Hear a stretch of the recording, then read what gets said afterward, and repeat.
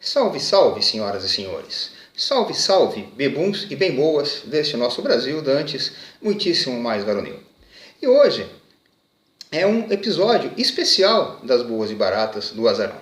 Hoje eu não vou trazer para vocês uma boa e barata. Hoje eu vou trazer um bom e barato. Mas bom e barato o quê? Vocês poderão perguntar. Um whisky bom e barato? Um gin bom e barato? Um rum? Calma.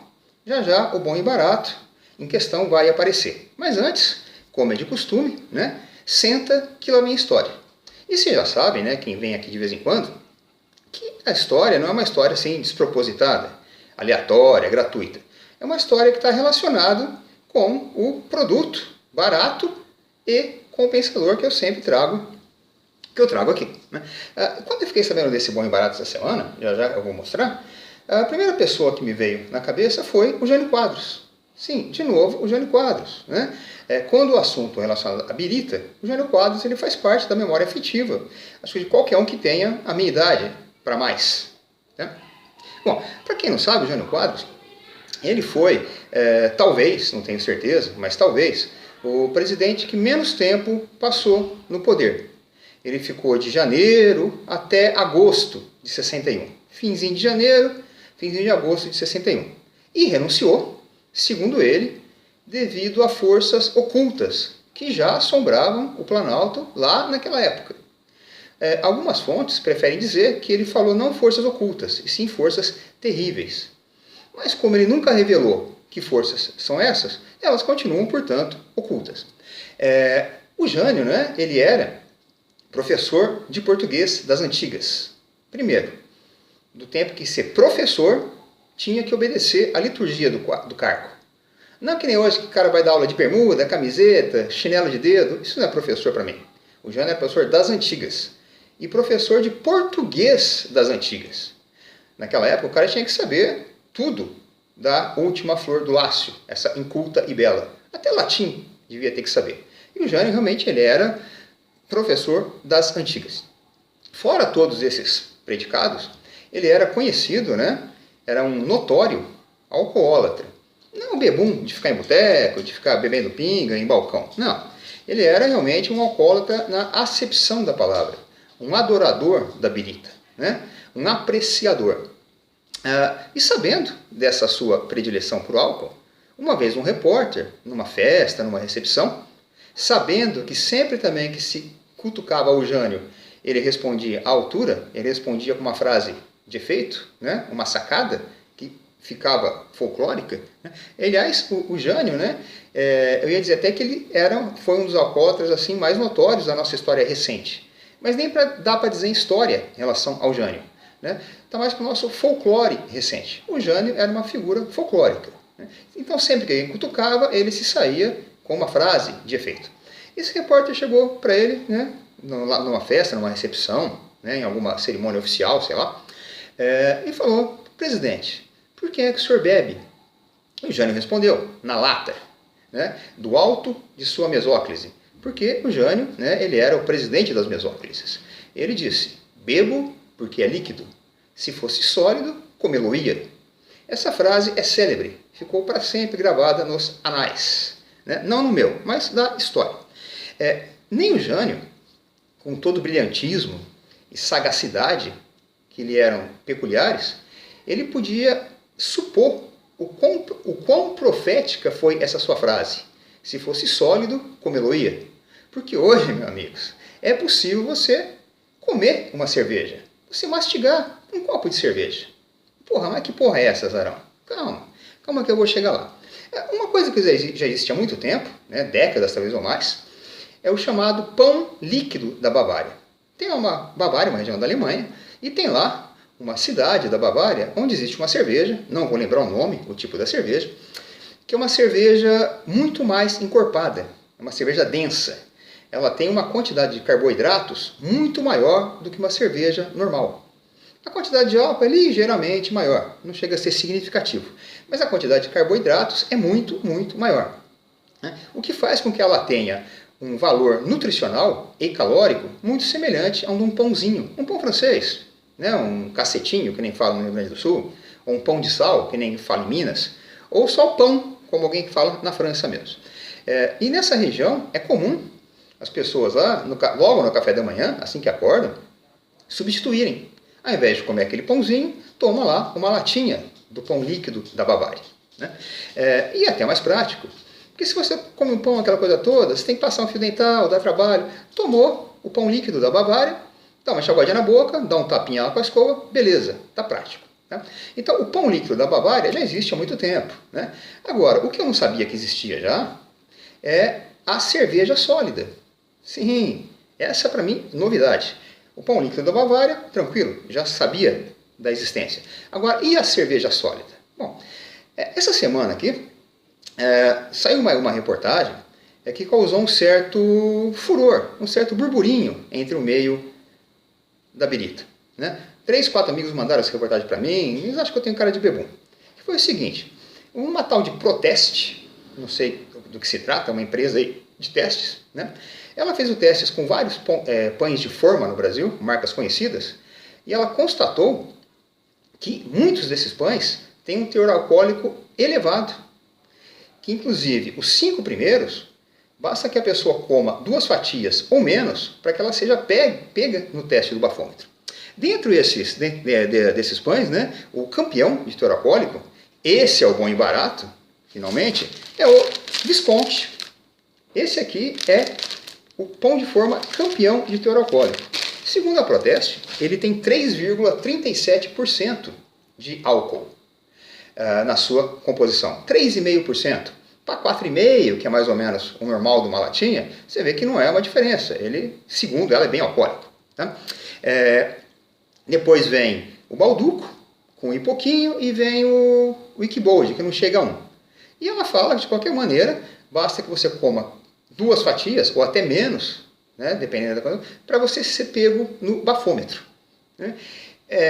Bom, então tem tanto álcool assim? Bom, eu fui dar uma pesquisadinha. Para você, achei estranho. Primeiro que ele tem álcool. Primeiro achei estranho. Por quê? A fermentação alcoólica é um processo dos mais conhecidos pelo ser humano. Talvez seja a primeira técnica de biotecnologia desenvolvida, a fermentação.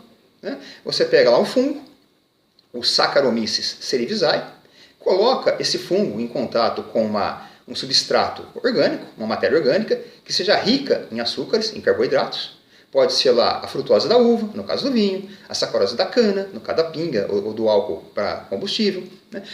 O açúcar do malte, no caso da cerveja, ou simplesmente o carboidrato, o açúcar que existe, o amido, que existe no trigo quando se faz a massa. Né?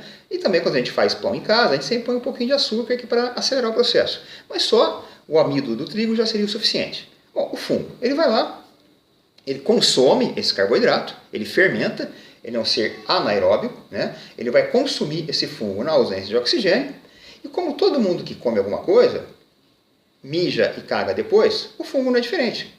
Ele come o carboidrato, ele mija o álcool etílico, e ele peida o gás carbônico. Então, o álcool etílico é o produto de interesse no caso da bebida alcoólica. E o gás carbônico é o produto de interesse no caso do pão, da massa, que faz ele inchar. Então é claro que se produz álcool e CO2, quando eu faço pão em casa, massa de pizza, eu sei que produz uma quantidade de álcool ali. Mas primeiro, eu achei que essa quantidade fosse muito pequena.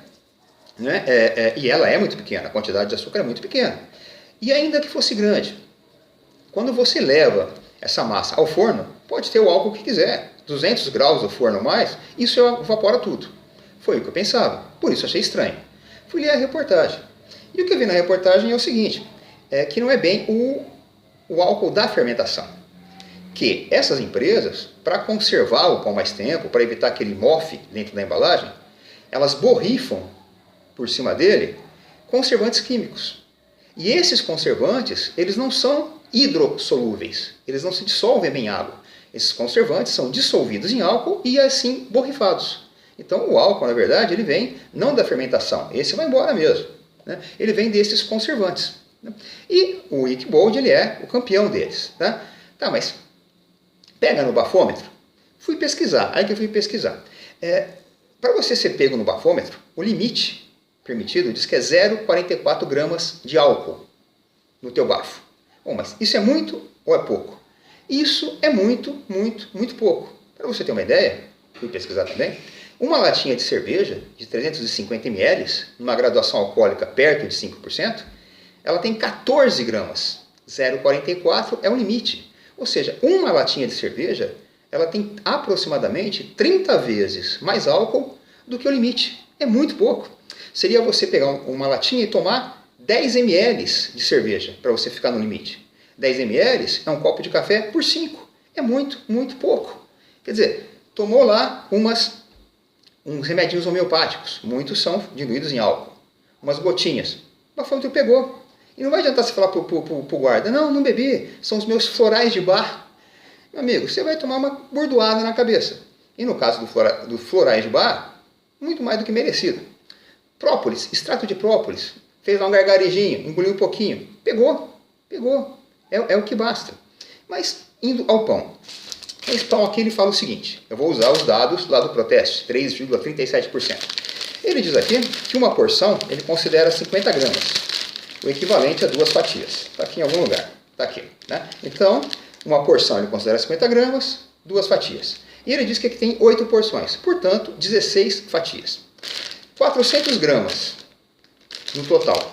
Por 16, dá que cada fatia tem 25 gramas. Aplicando os 3,37% em 25 gramas, a gente vai ter 0,84 gramas por fatia. O limite é 0,44. Meia fatia você já está ali, ó, na faixa. É muito pouco, não é nada. Para ver que esse limite mínimo, assim, essa coisa é um absurdo. Né? Então, se você comer meia fatia dessa, você fica ali, comeu uma, o bafômetro já te pega. Tá? Por outro lado, existem as marcas que são isentas de álcool. Né? Também tem 5, que tem muito pouco teor alcoólico. E o que tem menos é Pullman. É o famoso pão Pullman, né? Que tem 0,00 alguma coisa, praticamente zero. E se essa coisa, essa frescurada desse politicamente correto, se isso pega, se a Anvisa começa a pegar no pé dessa besteira, né? Eu começo a ver os futuros rótulos para o pão Pullman. 0% glúten, 0% gordura trans e agora 0% álcool. E o contrário. A Visconti vai estar lá. Esse produto, coma com moderação. Esse produto pode causar dependência. Produto não destinado a crianças. E a viadagem por aí vai. Né? Mas então, quando eu li, o que eu pensei? A gente pode aproveitar, em vez de ser pego bebendo, tomar um lanchinho. Se você pensou a mesma coisa, rodou, meu amigo, rodou. De repente você pode pensar, amanhã eu tenho uma reunião pedagógica à tarde. Aquela coisa chata, que não presta, que não serve para nada. Absolutamente nada. Né? Então o que eu faço nessa reunião pedagógica? Eu não posso fugir. Levo de casa um lanchinho, vou degustando e vou ficando meio calibrado. Ajuda o tempo passar. Não vai dar certo, meu amigo, não vai dar certo. Um lanchinho teu com 2 fatias vai ter aí 1,5 de álcool. Se for isso aqui, 1,5. Né? Isso aí não chega ao que é um quinzeavos de uma latinha. Não vai ser por aí. Se você quiser tomar álcool comendo o pão o suficiente para chegar a uma latinha, você tem que comer um pacote desse inteiro, 400 gramas. Aqui tem 13,84 gramas de álcool, quase 14, que é uma latinha. E você teria que comer isso aqui tudo de uma vez. De uma vez. Porque se você comer uma hoje, uma agora, uma depois, isso vai indo embora. Tá? Então, nem isso vai ter. Só que o bafômetro te pega. Aqui não tem bônus, aqui só tem ônus. Tá? Bom, mas e aí? Uma outra questão que pode ser levantada, pode ser aberto em relação a isso aí, um outro nicho gastronômico, porque hoje tudo é gourmet. Né? Se você compra uma cerveja, vão perguntar, o que harmoniza com essa cerveja? Vão perguntar, o que harmoniza com essa cerveja sólida? Bom, é pão. Então, desde a tradicional manteiga, um azeitinho também lá, com vinagrinho, orégano, uma pimentinha também fica bom. Um patezinho, sardinha, cebola, salsicha, azeitona preta, gorgonzola, um patezinho também fica bom, é claro. Né? Mas, se você quiser ter realmente uma experiência gastronômica, né, inédita, eu acho que o que mais harmoniza com a cerveja sólida é o pão líquido da Bavária. né? Que eu vou abrir aqui uma hoje, uma boa e barata. Não vou nem mostrar o rótulo, porque não está em questão hoje a boa e barata. Só digo que é uma boa e barata. Vou colocar ela aqui. E nada melhor para acompanhar a cerveja sólida do que o pão líquido. Vejam só. Vou dar aqui uma dica de alta gastronomia. Uma dica Masterchef. Pode ser autossugestão, mas quando você cheira, tem um cheirinho de álcool realmente. Pode ser autossugestão. Uma fatia, né? Então, em vez de passar para ter aquela coisa, vamos fazer essa experiência gastronômica, essa aventura gustativa.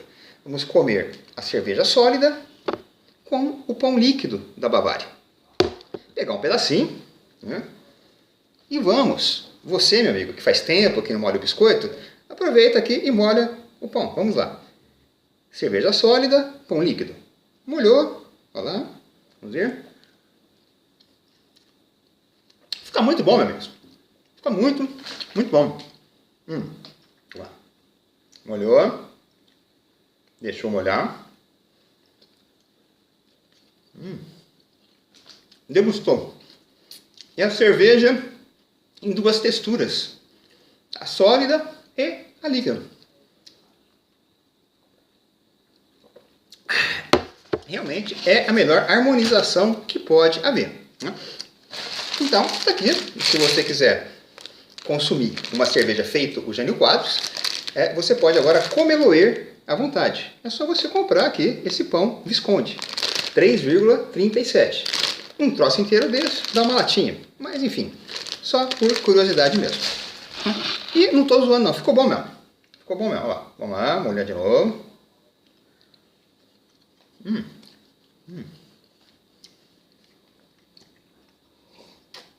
Ficou muito bom, meus amigos. Então, tá aqui.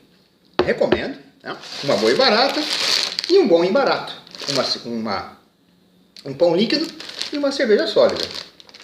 Vamos lá, então. E a próxima, vamos ver o que eu faço. Tá? Vamos ver se aparece alguma coisa melhor da outra vez.